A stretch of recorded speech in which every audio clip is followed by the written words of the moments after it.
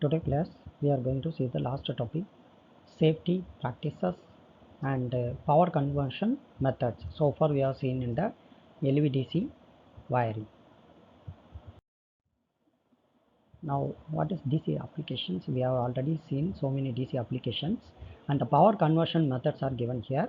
What are the DC applications we have seen before means CFL, LED, DC ceiling fan, mobile chargers, computer, vacuum cleaners, refrigerators. Now, what is the basic principle behind the AC to DC conversions?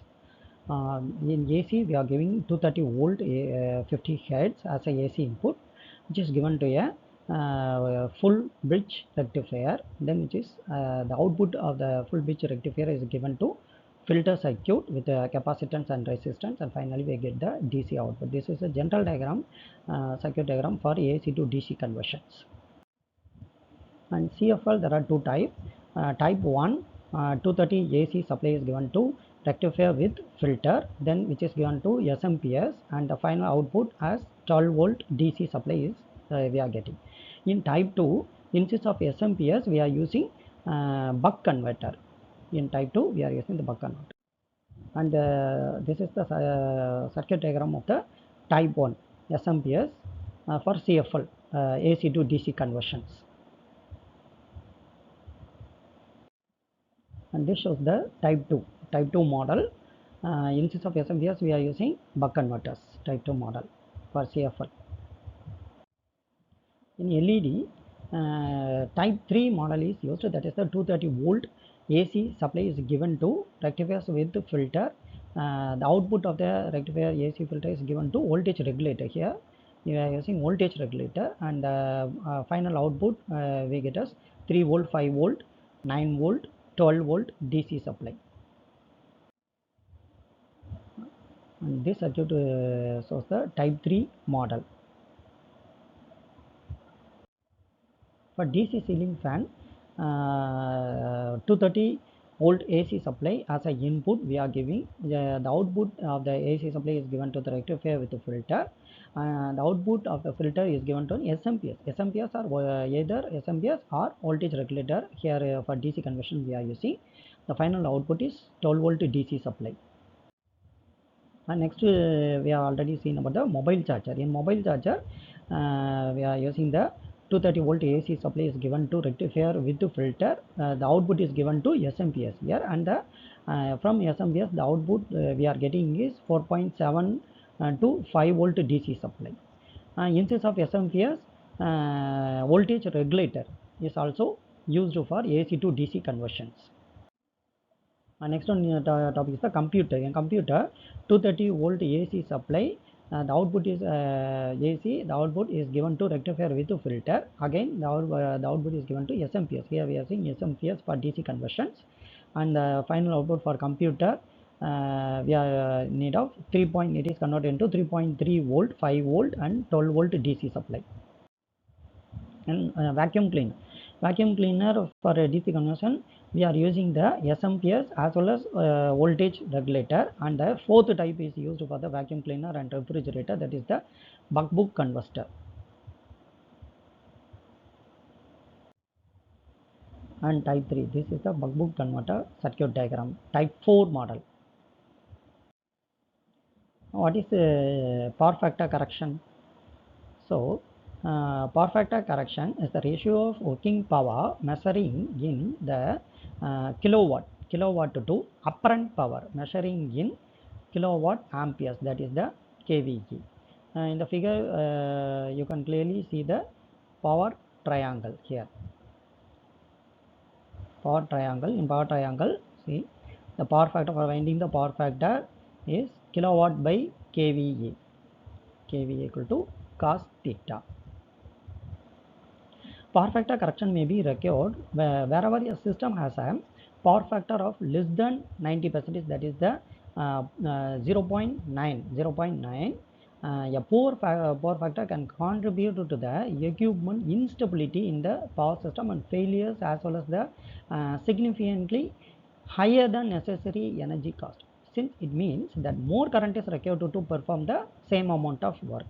So to optimize this and improve the power factor, the power quality is improved to reducing the load on the electricity distribution systems. From the figure you can clearly see if a poor power factor maintained power supply to transformer, it is given from the transformer. The first figure shows the poor power factor maintained, but if the power factor is maintained poor, that means below 0.9, which increases the power cost, and the second diagram, if the power factor correction is maintained, then the excellent power factor is maintained, automatically the power savings will appear. So the second diagram is the correct method. Example problem is given, kindly go through it. A company has planned to install capacitor to improve the power factor from 0.85 to 0.95 lagging. So the capacitor of the plant is 1510 kilowatts and 415 volt supply is given. You have to calculate the value of capacitance and kVR demand at star connection and delta connection. The given data are as shown. Old power factor 0.85, new power factor 0.95, useful power, that is the actual load, is 1510 kilowatts and line volt 415 volt is given. By this data you have to calculate the capacitor. And you have to by using the formula you have to calculate the kVR. kVA equal to kilowatt by cos theta, you all know. Then kVR equal to kVR by sin theta. By using this you have to calculate the kVR. For kVR calculation, by using the formula, using the data, we have calculated the kVR, that is a 439.43 kVR we have obtained. Then kVA 572.6 kVA is obtained.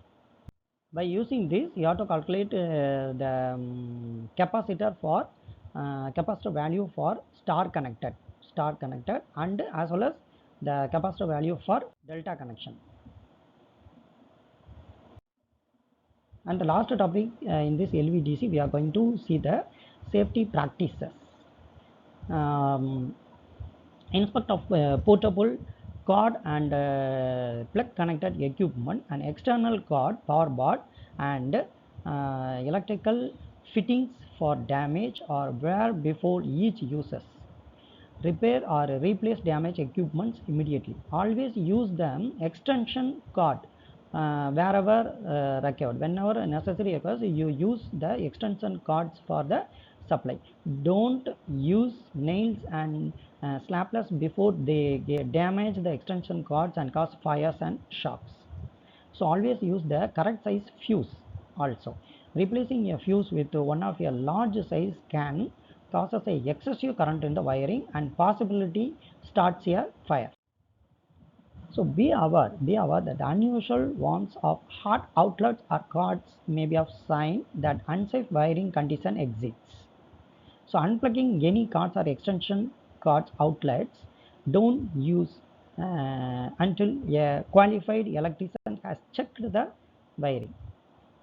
Then always use ladder made with non-conductive slide rails or some insulating materials such as fiber glasses when working on the electricity or power lines. So risk of electrical shock is greater in area that are wet or damp. So install proper ground fault circuit interrupters, as they will interrupt the electrical circuit before a current sufficient to cause death or serious illness occurs. So don't block access to panel and circuit panels or fuse boxes. Don't use outlet or cords that can explode wiring. And know where the panel and circuit breakers are located in case of an emergency. Don't touch a person or electrical apparatus In the events of an electrical incident, always disconnect the power source first. And what are the advantages of DC systems? The skin effect is also observed in AC, leading to problem in transmission conductor designs, and no proximity effect, no inductive and capacitive losses, no requirement of large circuit breakers, and for energy storage it is best, and less power consumption and effective. Thank you.